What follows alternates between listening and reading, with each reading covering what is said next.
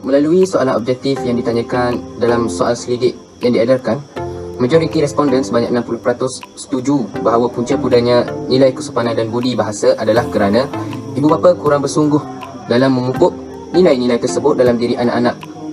Oleh itu, dapat disimpulkan bahawa peranan ibu bapa dalam mendidik anak-anak tentang nilai-nilai kesopanan dan budi adalah sangat penting dalam membentuk masyarakat yang mengamalkan perlakuan yang bersopan dan bertata susila.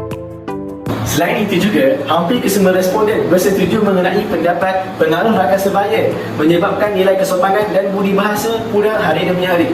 Berdasarkan kajian yang dijalankan oleh seorang penyelidik UTM terhadap 166 orang pelajar SMK Rahmat Johor, juga mendapati bahawa golongan remaja mudah meniru, terikut dan terpengaruh dengan rakan sebaya. Oleh itu, apabila dipujuk atau dipengaruhi, sudah tentu mereka tidak dapat mengawal perasaan mereka untuk turut terlibat dalam media negatif.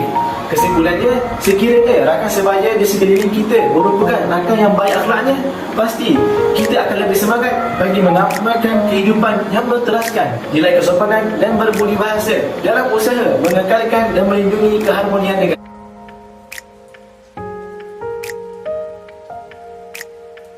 Di samping itu, punca pudarnya nilai kesopanan dan budi bahasa dalam kalangan masyarakat ialah kerana sistem pendidikan di sekolah tidak menekankan kepentingan nilai kesopanan dan berbudi bahasa terhadap pelajar di institusi tersebut. Akan tetapi, hasil soal selidik, majoriti responden kurang bersetuju bahawa punca pudarnya kesopanan dan budi bahasa ini kerana kurangnya pendidikan di sekolah. Namun tidak dinafikan, pendidikan di sekolah amat mempengaruhi pemahaman masyarakat terhadap prinsip kelima rukun negara, iaitu kesopanan dan kesusilaan serta mengamalkannya dalam kehidupan. Ya sekali, kebanyakan responden bersetuju bahawa antara punca pudarnya nilai kesopanan dan budi bahasa dalam kalangan masyarakat adalah kerana terpengaruh dengan persekitaran mereka yang tidak mementingkan nilai kesopanan dan budi bahasa. Hal ini amat jelas jika dilihat banyak siaran televisyen barat mempamerkan beberapa nilai negatif dalam konteks nilai kesopanan dan budi bahasa, seperti memanggil kedua ibu bapa dengan panggilan nama sahaja dan tidak menjadi perkara baru bagi golongan remaja untuk mengamalkannya, bahkan menjadi suatu tradisi bagi mereka. Maka jelaslah bahawa suasana persekitaran yang berbudi bahasa mampu mewujudkan ketenteraman dan keamanan dalam sesebuah masyarakat. Hasil analisis soalan subjektif pula, sebanyak 55% responden berpendapat bahawa antara punca lain yang menyebabkan pudarnya nilai kesopanan dan budi bahasa dalam kalangan masyarakat adalah disebabkan oleh pengaruh teknologi dan media sosial. Jika dilihat akhir-akhir ini, terdapat banyak impak negatif yang berlaku kepada masyarakat hasil daripada penggunaan media massa. Jadi, bagi mengukuhkan keamanan serta mengelakkan pertelingkahan dan perselisihan faham antara masyarakat, setiap individu perlu menjaga tingkah laku dan pertuturan ketika menggunakan media sosial daripada menyentuh isu yang berkaitan sensitiviti perkauman maupun agama lain.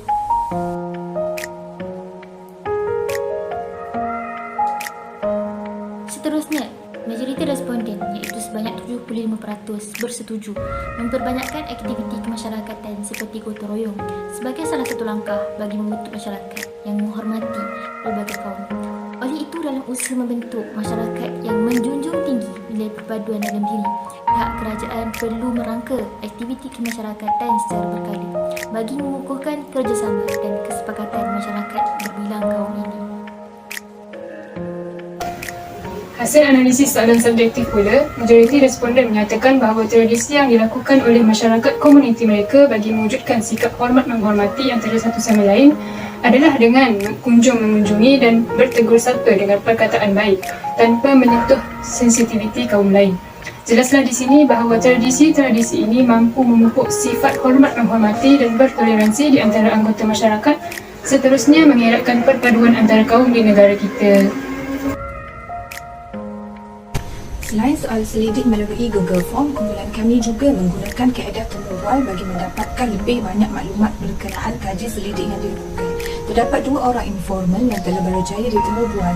Informan pertama ialah Basit Ram Devon Nanikam. Hasil temu bual bersama beliau, kami dapati tahap penghayatan dan pengaplikasian nilai kesopanan dan budi bahasa dalam kehidupan bermasyarakat di Malaysia adalah tidak memuaskan. Oleh itu, beliau telah memberikan beberapa buah idea bagi meningkatkan lagi kefahaman rakyat tentang kepentingan mengamalkan nilai-nilai tersebut dalam kehidupan harian. Antara buah idea beliau adalah ibu bapa perlu memainkan peranan dalam mendidik anak-anak tentang budi bahasa. Seterusnya, beliau juga menyatakan bahawa pihak kerajaan Malaysia juga perlu memandang serius tentang hal ini dan perlu mengadakan kempen-kempen seperti budi bahasa budaya kita secara berkala. Reformer kedua pula ialah seorang pendidik dari negeri Kelantan. Beliau ialah Cikgu Muhammad Fikri bin Muhammad. Beliau juga berpendapat bahawa masyarakat kini tidak lagi mengekalkan tradisi hormat menghormati dan budi bahasa dalam kalangan masyarakat berbanding masyarakat terdahulu. Oleh itu, beliau mencadangkan bahawa penghayatan nilai kesopanan dan budi bahasa perlu bermula dalam diri setiap individu secara amnya, barulah menjadikannya sebagai contoh kepada ahli keluarga. Cadangan kedua beliau adalah seperti cadangan informan pertama, iaitu kerajaan juga harus meningkatkan lagi kesedaran tentang pentingnya budi bahasa dalam masyarakat bagi mengukuhkan keharmonian negara dan perpaduan kaum.